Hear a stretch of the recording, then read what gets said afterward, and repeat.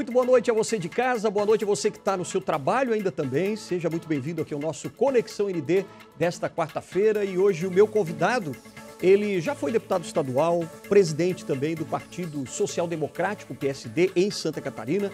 Foi também presidente da Assembleia Legislativa entre os anos de 2010 e 2012 e passou por vários partidos também desde o início da sua carreira política aqui no nosso estado. Foi candidato a governador em 2018, apoiando o então candidato Jair Bolsonaro, e hoje ele está filiado ao Partido Solidariedade, apoiando o candidato ao governo do estado, Décio Lima, do PT. Para falar então sobre o futuro político, eu vou conversar agora com o ex-deputado Gelson Merizio, que já está aqui com a gente. Muito boa noite, Gelson Merizio. Obrigado pela sua participação aqui no nosso Conexão ND. Primeira pergunta que eu gostaria já de fazer para o senhor é o seguinte: o senhor já consolidou, por exemplo, uma chapa com Décio Lima, o senhor saindo como vice-governador ou ainda não? Boa noite. Não, o que existe é um processo em construção. Eu vejo no Décio um homem preparado. Eu disputei a eleição com ele em 2018. Tive muito prazer em fazer esse embate, porque conheci um ser humano que vale a pena, uma pessoa que tem princípios, que tem conteúdo intelectual, que tem espírito público e que, por isso mesmo, me dá conforto em apoiá-lo. O fato de ser vice ou não, para mim, não é relevante. Eu disse a ele que aceitaria, se fosse necessário, a condição de vice. No entanto, eu entendo que seria muito importante para a sua chapa e para um projeto que fosse vitorioso em Santa Catarina, que nós tivéssemos a participação de uma mulher na chapa majoritária, seja ao Senado ou na vaga de vice. Entendo que há uma pista muito ampla a ser trilhada, há um desejo muito forte da sociedade feminina em ocupar espaços, e uma vez que o candidato é um homem, nada mais justo que nós tenhamos uma mulher ou para o Senado ou para a vice. É neste propósito que eu estou disposto a contribuir. Se no final do embate for necessário que eu participe disputando uma eleição, não teria problema em fazer. Eu fiz em 2018, muito embora tenha perdido a eleição, saí com um bom sentimento de ter dado a minha contribuição, de ter participado do processo, e não tenho nenhum sentimento ruim da eleição. Mas nesse momento agora, entendo que o Décio é o candidato que tem chances reais de ir para o segundo turno e representar um processo de mudança que eu entendo que neste momento é fundamental para Santa Catarina e para o Brasil. Agora, dentro desse contexto, Gelson Merizio, em 2018, quando o senhor foi candidato a governador, o senhor apoiava uma chapa que era composta pelo então candidato também Jair Bolsonaro, que hoje é o presidente da República. O que mudou de 2018 para cá, para 2022, para o senhor virar a chave, de uma direita com o Jair Bolsonaro e agora apoiando o PT? O que houve foi um estelionato eleitoral feito com Santa Catarina. Em 2018, muito embora eu tenha apoiado o presidente Jair Bolsonaro no primeiro turno e no segundo turno, e tendo perdido a eleição no segundo turno, eu nunca reclamei disso, nunca me queixei disso. Agora, um presidente que fez mais de 70% dos votos do Estado e não trouxe R$1 em obra pública para Santa Catarina nesses 4 anos, ele tem que ser revisto. Um governador que se elegeu nas asas de uma popularidade do presidente Bolsonaro e fez mais de 70% dos votos, e eu perdi a eleição para ele, nunca me queixei, nunca reclamei, nunca passei recibo. Agora, em 4 anos, este mesmo governador, que foi eleito na asa do presidente da República, Jair Bolsonaro, não teve um despacho, uma audiência com o presidente da República. A 470, que é uma obra histórica do Estado, está sendo tocada com recurso público, vindo de impostos, que, aliás, cresceram não por obra do governo, por uma questão fiscal, onde o ICMS do combustível, da energia elétrica, trouxe mais receita para o Estado. Quem está pagando uma obra federal aqui em Santa Catarina é o cidadão, que abastece seu carro, que compra o feijão no supermercado. Então, esse estelionato duplo praticado pelo Jair Bolsonaro e pelo seu Moisés tem que ser mudado. Esta reação do povo catarinense me permito compartilhar. Muito embora não dispute a eleição desse ano, muito provavelmente não vou disputar a eleição, até porque a convenção é até o dia 1º, e a vida muda todos os dias, mas não é o meu propósito. Eu entendo que o catarinense está ávido por uma resposta. As próprias pesquisas mostram. O presidente Jair Bolsonaro, que tem o catarinense como seu grande eleitor, fez 76% dos votos aqui, hoje é menos da metade. Por quê? Porque tem que ter uma contrapartida. Quem faz 76% dos votos no Estado tem que ter respeito com o Estado, tem que ter obra, tem que ter resposta. Não é o que aconteceu nesses 4 anos. Tanto na relação com o governo do Estado, porque ela não ocorreu, Como é que um governador do estado que há 4 anos se despachar com o presidente da República? Isso não é de Santa Catarina, isso aí pode ser de um outro estado, mas não é daqui. Então, é esta reação que me dá tranquilidade em poder ter uma nova posição, livre, tranquila, sem nenhum problema e sem nenhum motivo para não poder explicar isso de forma transparente. Não quero absolutamente nada, não barganhei nada, não quero cargo público, não quero nada. Eu quero fazer com que o catarinense se sinta respeitado pelo governo do estado e pelo governo federal. Mas o que o senhor achou, por exemplo, o governo federal, tanto o governo federal quanto o governo estadual, enfrentaram agora nesses últimos anos uma pandemia, né, uma guerra agora também, e isso prejudicou muito também o andamento, né, da economia, salvo que até a economia brasileira hoje é uma das que mais se recupera também de uma forma mais interessante do que os outros países, principalmente com relação aos países da Europa, né? A pandemia só deu no Brasil, não teve nos Estados Unidos, não teve na Europa, não teve na França, só teve no Brasil. Sim, mas tanto é que nos países também estão sofrendo, né? Com uma inflação até mais alta do que os últimos 40 anos. Só tu tem que ver uma conta simples. O crescimento da economia mundial. Se nós estivermos crescendo acima da economia mundial, bom, nós temos um resultado melhor do que a média mundial. Nós estamos crescendo abaixo da média mundial. Os nossos índices de inflação são maiores do que a média mundial. Então isso não é referência nenhuma. Mas vamos tratar de efeito fiscal da pandemia. Em Santa Catarina, a receita do estado cresceu nesses 3 anos e meio 38% ali na inflação. Fruto do quê? Do ICMS do combustível, do ICMS da energia elétrica, do conjunto das pessoas que passaram a comprar mais no e-commerce, portanto, a economia informal diminuiu. E o que é que nós perdemos? Nós perdemos uma oportunidade de ter esse aumento de receita e transformar em obras. Quais foram as obras feitas pelo governo do estado em 4 anos? A não ser distribuir PIX pelo estado para que as prefeituras fizessem as suas ações. Recurso público aplicado em obra pública, não estou criticando, mas não tem sinergia. Não tem projeto claro, não tem infraestrutura definida, não tem um efeito multiplicador de retorno para o Estado em nova geração de imposto, em nova geração de economia. Então, a ação prática do governo do Estado, do governo federal, no que diz respeito à economia, é uma tragédia grega. O que é uma tragédia grega? É você perder uma oportunidade. Você tem um esforço fiscal sendo feito pela população, porque quem paga imposto é a população, e no outro lado do balcão você tem um governo que distribui recursos para os municípios como se fosse água. Quando não tem uma duplicação de uma rodovia, não tem uma escola nova sendo construída, não tem um projeto de integração da segurança pública sendo ampliado, você tem um processo de absolutamente desvaneio com o recurso público. Muito bom enquanto está sobrando recurso. Quero ver a ressaca, e ela virá. Porque vai baixar o combustível com o tempo, vai baixar a receita, vai ter os problemas que nós nunca não tivemos nesses 4 anos de aumento de demanda de folha salarial. E onde é que fica a obra pública, o recurso público? Então, sinceramente, sem nenhuma... Eu talvez seja uma das pessoas que tenha crédito para falar isso, porque em 3 anos essa deve ser a 4ª entrevista que eu dou. Eu sempre tive muita cautela em ser um crítico ao governo do Estado, especialmente, para não parecer que está torcendo para que dê errado para dizer que tinha razão. Agora, o governo como resposta para a sociedade é uma tragédia. A pandemia, ela foi um problema a ser enfrentado. O governo teve uma resposta muito ruim em Santa Catarina, inclusive em indicadores. Nós chegamos a mandar, no ápice da crise da pandemia, gente para ser internada na UTI do Espírito Santo, do Piauí. Acho que o gerenciamento da crise da pandemia aqui no Estado não foi terrível, não foi muito ruim. Nós tínhamos que ser o melhor em todos os indicadores, pela nossa logística de infraestrutura, pela nossa distribuição demográfica. Agora, o que houve? Em março, quando começou a pandemia, estourou o escândalo dos respiradores. O governo ficou refém de um processo que eu não vou julgar se é certo ou errado, se teve culpa ou não teve culpa. Agora, no mínimo, é uma incompetência permitir que se suma, e sumiu 33 milhões no auge da pandemia. Todo dia, às 6 horas da tarde, tinha uma live do governador e do secretário da Saúde. E eles não sabiam que estavam colocando fora pela janela 33 milhões. Bom, perdeu a credibilidade, perdeu o tempo, teve que enfrentar 2 CPI, teve que fazer 2 afastamentos. Isso é uma tragédia do ponto de vista de sequência. E não estou julgando, não estou dizendo que o governador é desonesto, que é mau caráter, não estou falando isso. Estou dizendo que do ponto de vista de resposta pública foi uma tragédia.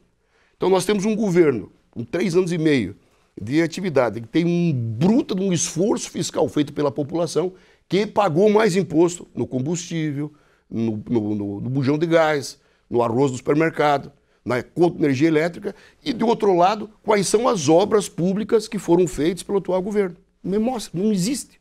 Houve só uma distribuição generalizada de PIX, que é o apelido que se dá, de convênio com os municípios, até porque o Estado não tinha projeto, e que não tem efeito multiplicador, não tem sinergia. O que o senhor achou da gestão, por exemplo, durante a pandemia? Do governo federal? Isso. Uma tragédia. Por quê? Porque nós voltamos a conviver, nós voltamos ao século passado em confrontar a medicina. Nós proliferamos, o governo federal, a propaganda da cloroquina. Que mundo que é esse? O auxílio, por exemplo, até as empresas, né, pequenas empresas, que foi dado pelo Pronamp, né, que praticamente salvou 700 mil empresas, em média, mais ou menos, como diz o portal Transparência. O que o senhor achou dessa atitude? Bom, era mais que obrigação, para isso tem Estado, senão não precisa ter o Estado. Ele tem que agir para preservar emprego, para gerar oportunidade. Eu não estou dizendo que o governo do Bolsonaro se errou. É evidente que tem acertos. O Pronamp é um deles. E assim como outras ações que foram bem feitas. Agora, não é porque algumas ações pontuais foram bem feitas que é um governo que merece, na minha visão, ser reeleito. Essa é a conta. Tem alguns pontos, por exemplo, que o ex-presidente Lula ele já vem falando muito dentro das suas redes sociais, na mídia, como um todo. Por exemplo, ele defende alguns valores, né? Entre eles ali, ele diz que vai, se for eleito, regulamentar a mídia no Brasil. O que o senhor acha disso? Isso é um contexto que tem que ser visto no conjunto da obra. Regulamentar e fazer um processo de acompanhamento, de policiamento, eu sou totalmente equivocado. É um problema totalmente equivocado. Eu não sei o que ele pensa sobre isso. Eu sou contra o processo de policiamento de mídia. Eu acho que tem que ter liberdade absoluta para fazer a sua expressão. Agora, há que ter também instrumentos de permitir que as pessoas tenham o seu direito do contraponto, do contraditório. A ditadura de versão, ela é ruim tanto na mídia convencional como nas redes sociais. Você tem que ter o contraponto. A democracia pressupõe você ter a sua verdade exposta, defendida e contraposta. Então, se a regulamentação for para deixar isso claro, eu sou a favor. Se for para criar um processo seletivo, eu sou contra. Eu não conheço o conteúdo dessa colocação feita. Sinceramente, eu não posso opinar sobre isso. Dessa regulamentação. Não, regulamentar não pode ser uma coisa boa, não uma coisa ruim. Se a regulamentação for para dizer que é absolutamente transparente, claro, que todo mundo vai ter o seu direito de resposta, de contraponto, eu acho ela boa. Se a regulamentação for para tirar princípio de espontaneidade, de transparência, eu sou contra.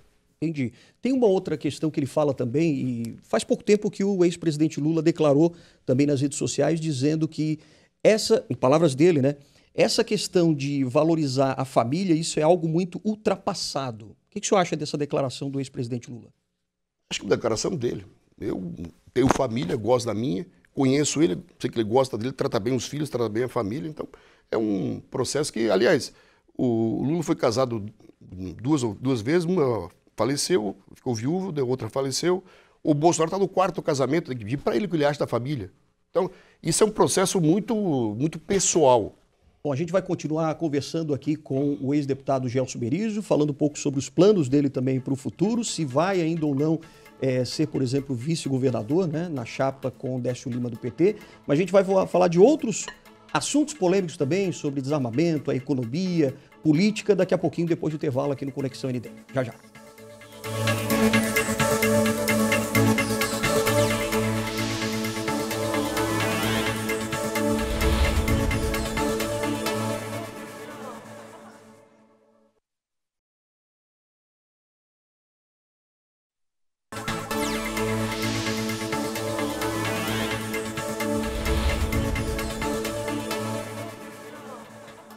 Hoje no Conexão estamos batendo um papo aqui com o ex-deputado, ex-presidente da Assembleia Legislativa aqui de Santa Catarina, Gelson Merizio, que está aqui com a gente, respondendo algumas perguntas.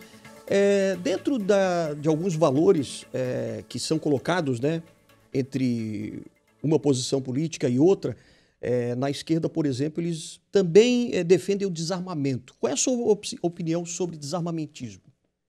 Vamos falar o contrário. Vamos falar de armamentismo. Porque o catarinense, o brasileiro é desarmado. O armamentismo que é uma estupidez. Quando o mundo inteiro caminha no sentido contrário, nós temos uma campanha aqui para armar as pessoas. Está aí um exemplo agora, esse episódio que houve lá que matou uma pessoa lá numa festa de aniversário. Não importa se é de direita ou de esquerda, não importa se é o que atirou bolsonarista, podia ser o contrário. Sim. O que o fato é quando há uma disputa, um acirramento, e tem uma arma, da tragédia. Transfira aquilo para o trânsito. Um engarrafamento, uma briga no trânsito. Então, armamento é sempre ruim. O que o senhor acha da aprovação do fundo partidário? Olha, você tem que ter financiamento de campanha. Isso é o processo é o custo da democracia. Os volumes que foram aprovados, eu acho um absurdo. O formato construído, eu acho um absurdo. Você manteve um formato caro para a eleição e, por consequência, tem que arrumar um financiamento caro que quem paga é o cidadão. Agora, democracia tem custo e o custo dela é os partidos políticos e as eleições. Encontrar a forma de reduzir o custo é o primeiro pressuposto. Se o financiamento é público ou privado, eu prefiro no modelo público, porque ele é mais transparente, mas não nos volumes que estão postos. Eu acho exagero innecessário, porque da forma como está programada a eleição, ela é custosa. Se é custosa, o financiamento tem que ser alto. Mas os valores são absolutamente incompatíveis com a sociedade do que pensa o processo político brasileiro. Mas o senhor agora poderia ter pensado, por exemplo, em se candidatar também ao governo do Estado, ou por que não quis se candidatar? Olha, a eleição, as convenções vão até dia 1º. Eu posso ser candidato, estou habilitado para disputar a eleição. Pode mudar, então, ainda de opinião? Posso. Não é o caso, mas posso. O que existe é simples. Eu participei da eleição passada, eu fui para o segundo turno, ganhei a eleição no primeiro turno, fiz uma eleição muito difícil no segundo turno, porque não houve um debate do Estado, houve uma verticalização onde o número 17 foi fundamental, sem nenhum demérito ao governador. Isso sorte é para quem tem. Ele teve uma sorte de estar no momento junto com um processo que verticalizou, e eu respeito isso, nunca contestei a legitimidade da eleição. Passado isso, não dá para torcer para dar errado para dizer que tinha razão. Eu sempre disse que o governador não tinha experiência, não tinha conhecimento, não conhecia as pessoas e que a natureza iria cobrar.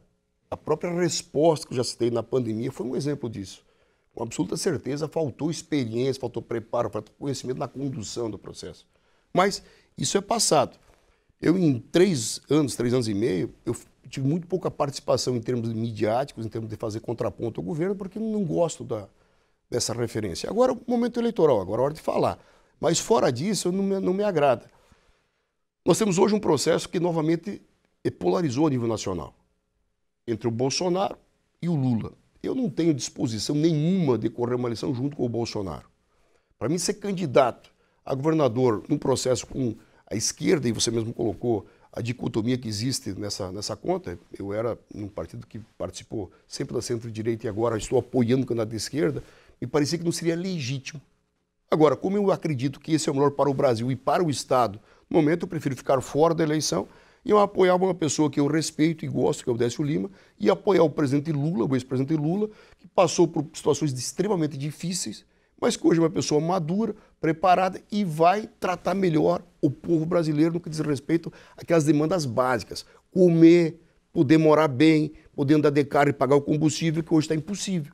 Basicamente é isso. Então, eu me sinto confortável em não sendo candidato e apoiar o Décio e apoiar o Lula sem nenhum problema. Sei que a maioria das pessoas, dos meus amigos, pensam diferente e eu respeito muito isso.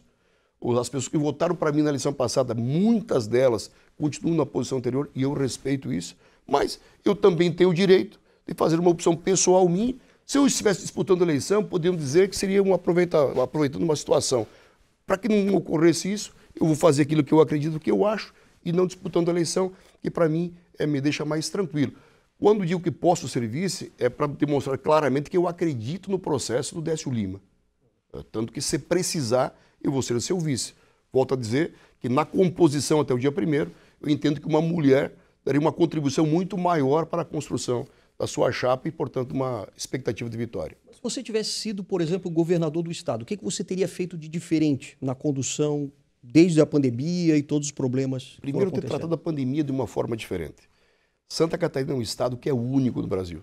Nós temos uma distribuição demográfica, nós temos uma infraestrutura de saúde que nenhum outro estado tem. Não tem nada a ver com a saúde, mas vamos lá.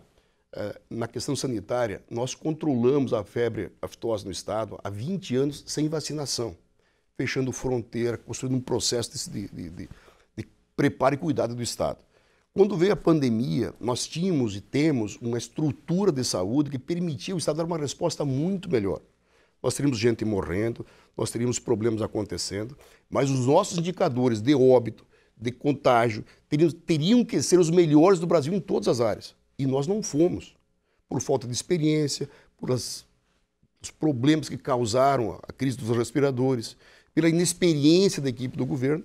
Então, o que é que eu teria feito? Eu teria montado desde o princípio uma equipe extremamente profissional, qualificada, técnica, usando a infraestrutura do Estado.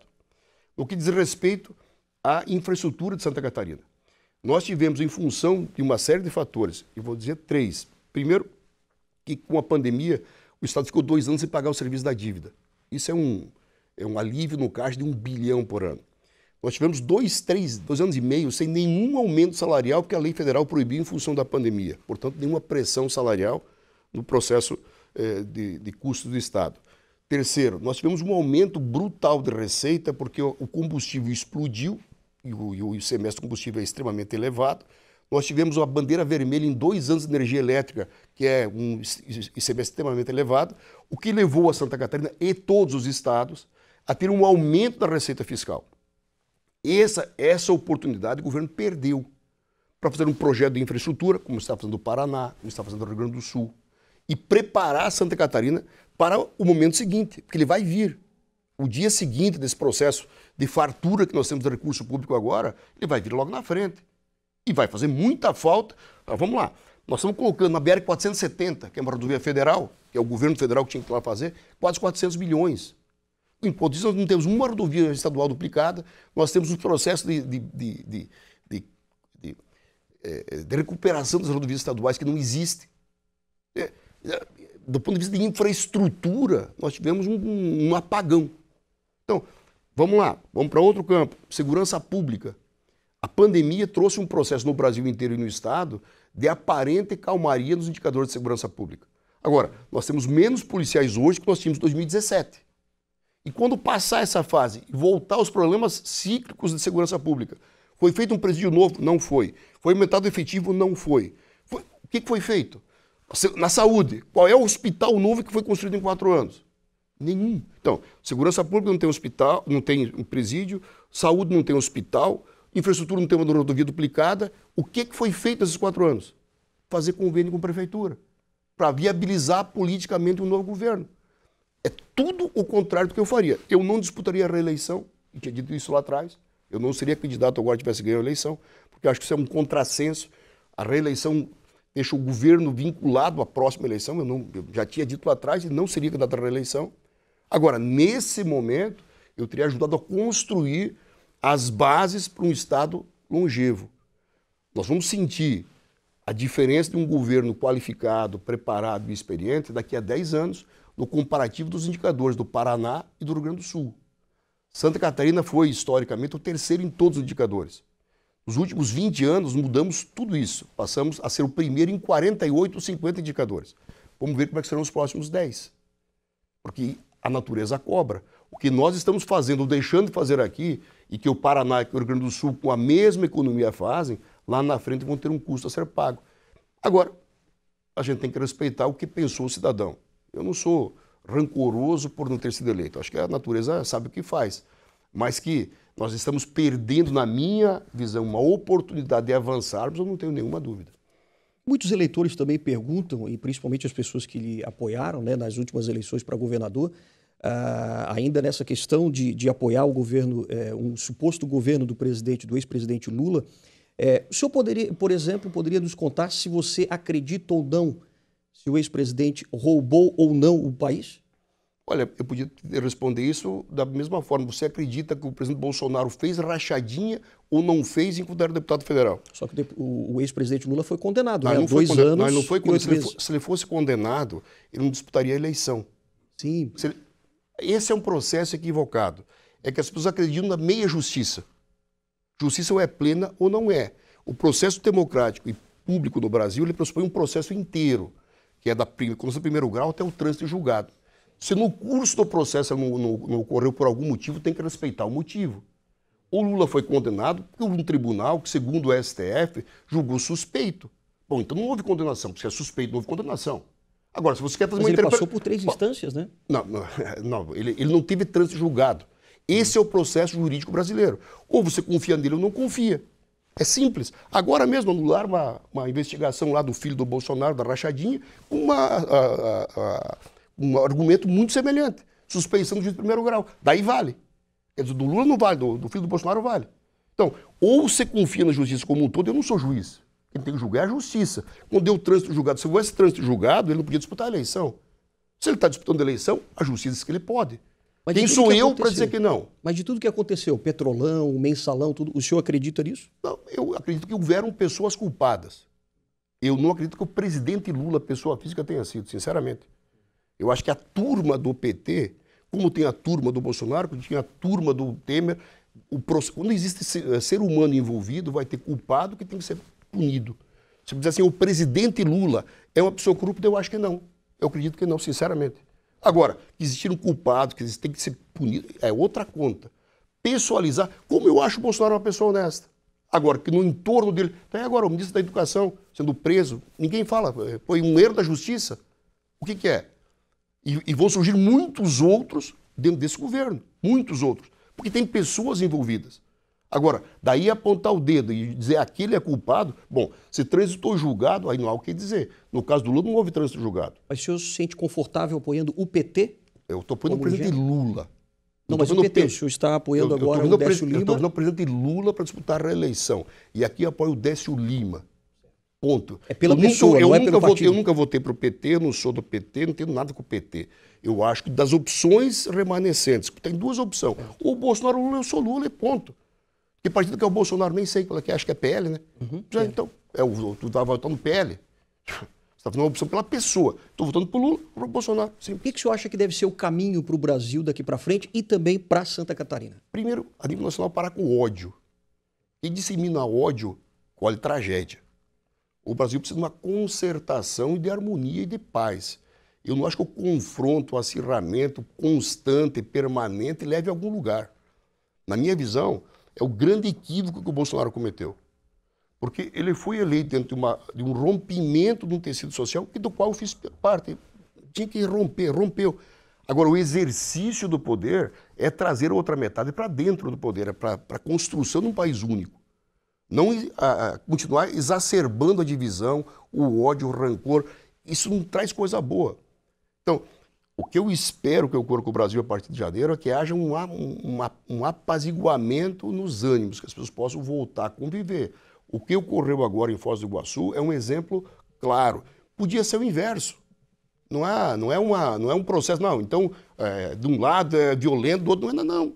É uma tragédia que não deveria ocorrer de forma nenhuma. E outras vão ocorrer, quem sabe, de forma contrária. Por quê? Porque quando você fica vendendo, disseminando o ódio, vai escolher tragédia. E para Santa Catarina, qual o futuro? O futuro de Santa Catarina é escolher uma pessoa preparada, competente, com experiência, que infelizmente nós não tivemos na vez passada. Nós não tivemos debate do Estado, especialmente no segundo turno da eleição passada. Não se tratou de infraestrutura, não se tratou de segurança pública, não se tratou de saúde, porque foi um processo verticalizado. Nós vamos ter uma eleição agora, onde os candidatos que vão disputar, seja o Décio Lima, seja o próprio Moisés, seja o próprio Jean, que é prefeito da capital, seja, o Jorginho Melo, vão poder discutir Santa Catarina por si. Não por um projeto nacional apenas, mas Santa Catarina, em termos de infraestrutura, em termos de desenvolvimento, em termos de manutenção de um modelo único que existe no Brasil. Como é que nós podemos evoluir para isso? Nós não tivemos em 2018, não foi possível isso acontecer, especialmente no segundo turno. Espero que isso aconteça agora e que o governador eleito possa ter a condição, primeiro, ter uma relação decente com o governo federal. Não é possível um governador ficar 4 anos sem ter um despacho com o presidente da República. E, no caso aqui, tendo sido eleito pelo presidente da República. Nós somos historicamente alijados do cenário nacional. Agora, como esse período, nunca tivemos. Então, primeiro tem que corrigir isso. Ter uma ligação do presidente da República com Santa Catarina, não ligação pessoal, não jantar para comemoração. Recurso, obra, investimento. Não basta fazer 76% dos votos aqui, tem que trazer também recurso de uma forma diferenciada. O que é que o Bolsonaro fez para Santa Catarina? Qual é que foi a obra? A não ser vir fazer passeata, cariata, motociata, jequisiata. Não conheço. A 470 está sendo tocado com recurso estadual, que eu acho um absurdo. Eu não consigo entender. Então, o que eu espero? Eu espero que Santa Catarina vá bem fruto de um processo onde haja um debate profundo e uma resposta subsequente. Perfeito. Entrevista então com o Gelson Merizio, ex-deputado, ex-presidente da Assembleia Legislativa, falando um pouco da sua visão aqui sobre Santa Catarina e sobre o Brasil. A gente agradece a sua participação aqui no Conexão ND e aguardamos a sua participação na próxima semana aqui na Record News. Até lá!